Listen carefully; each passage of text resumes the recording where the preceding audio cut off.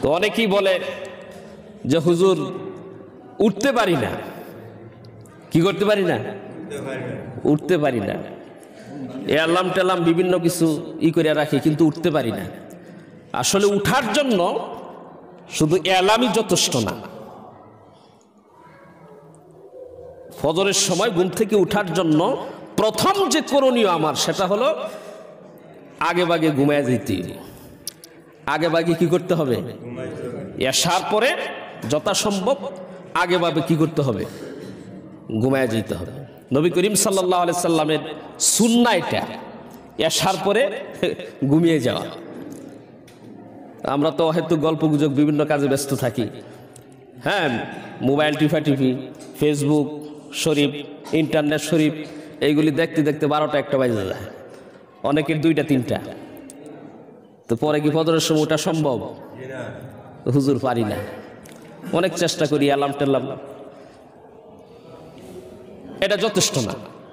ফজরের সময় উঠার জন্য সবচেয়ে বড় প্রিপারেশন যেটা, উদ্যোগ নিতে হবে এশার পর আগে আগে ঘুমিয়ে যাওয়ার চেষ্টা করা। কি করা ভাই? ঘুমিয়ে যাওয়ার চেষ্টা করা, এবং পারলে একটা অ্যালার্ম সেট করে দেওয়া, যেখানে আমি ঘুমাবো একটু দূরে, যাতে কয়েক কদম হেঁটে তারপরে অ্যালার্মটা কি করতে হয়? অফ করতে হয়। তাহলে অ্যালার্ম বাজতে থাকবে, তো অফ হবে না। তো কয়েক কদম হেঁটে গিয়ে অফ করতে হবে, এমনি ঘুম ভেঙে যাবে, ঠিক না? এটা 2 নম্বর উদ্যোগ আমরা গ্রহণ করতে পারি। আর 3 নম্বর উদ্যোগ, যারা ফজরের নামাজের পাবন্দি করে, রেগুলার ফজর পরে, তাদের সহযোগিতা নেওয়া। তাদেরকে একটু বলা যে ভাই আমার একটু জায়গায় দিয়ে নিন, মোবাইলে কলের মাধ্যমে হোক, অথবা দরজায় করাঘাতের মাধ্যমে হোক, ডাকাডাকির মাধ্যমে হোক, যেভাবেই হোক তার একটু সহযোগিতা নেওয়া। তাহলে ইনশাআল্লাহ ফজরের সময় উঠা আমাদের জন্য কি হবে? সহজ হবে। হাদিসের মধ্যে আসছে, আর একটু সাহস করা, হাদিসের মধ্যে আসছে ফজরের নামাজ তো ফজিলতপূর্ণ, এটা এতদিন শুনলেনি। তো শয়তানে সবচেয়ে বেশি ফজরের সময় চেষ্টা করে কিভাবে তাকে ঘুম পাড়ানো যায়, এই ফজরের নামাজ থেকে কিভাবে তাকে মাহরুম করা যায়। এই জন্য শয়তানের সবচেয়ে বেশি চেষ্টা একবার ওই এশার থেকেই চেষ্টা শুরু করে, দেখে এমনি মোবাইল টোবাইলে টি হয়, তারা রাতে 2টার সময় ঘুম পাড়ানো যায়। আর লাস্টেও হাদিসের মধ্যে আসছে ফজরের সময় শয়তান মানুষের এই যে গাড়ে আয়সা 3টা গিট্ট দেয়। কয়টা গিট্ট দেয়? 3টা গিট্ট দেয়। এটা হাদিসের মধ্যে, বুখারী শরীফের হাদিসের মধ্যে স্পষ্টভাবে এসেছে, 3টা গিট্ট দেয়।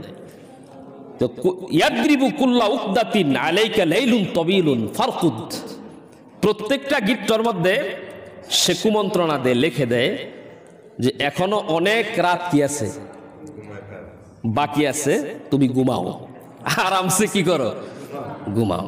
এমন ঘুম দেখবেন যার বড়ি খাইলেও ঘুম হয় না, কিন্তু ফজরের সময় এমন ঘুম, হাজার ডাকলেও মনে হয় যদি এখন উঠতে পড়ি এই ঘুম তুইয়া আমি আর বাঁচতাম না, শেষ। এইরকম গভীর ঘুমে কি করে শয়তানে তাকে ঘুম পাড়ায়, বলতে থাকে আলাইকা লাইলুন তাবিলুন ফারকুদ। তো এখন যদি সাহস কইরা, নবীজি বলছেন ফাইন ইস্তায়কাজা, এখন ওই ব্যক্তি যদি 3টা গিট্ট দেয় শয়তান, এখন যদি ওই ব্যক্তি জাগ্রত হয়ে যায়, হুয়েফা যাকারাল্লাহ, আল্লাহর নামের জিকির করতে থাকে, ইনহাল্লাত উকদাতুন, একটা গিট্ট খুলে যায়। কয়টা গিট্ট খুলে যায়? তো ঘুম থেকে উঠেই আল্লাহর জিকির করতে থাকা, সুবহানাল্লাহ, আলহামদুলিল্লাহ, লা ইলাহা ইল্লাল্লাহ, এবং জিকির করতে থাকা, অথবা ঘুম থেকে উঠার দোয়াটা পড়া আছে না, তা আল্লাহর জিকির করার সাথে সাথেই একটা গিট্ট খুলে যায়। ফাইন তাওয়াজ্জা ইনহাল্লাত উকদাতুন, এখন সাহস করে যদি গিয়া কোন রকম ওযুটা কইরা লায়, তাহলে আরেকটা গিট্ট কি করে খুলে যায়। ফাইন সাল্লা, আর যদি সাহস করে গিয়া নামাজটা পড়া লায়, তা ইনহাল্লাত উকদাতুন, তখন 3য় নাম্বার যে গিট্টটা এটাও খুলে যায়, সুবহানাল্লাহ। তখন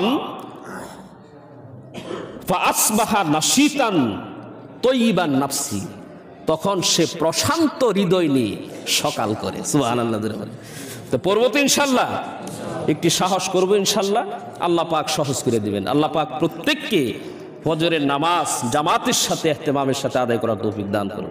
যারা সুন্নত পড়ি নাই সুন্নত পড়ি ইনশাল্লাহ।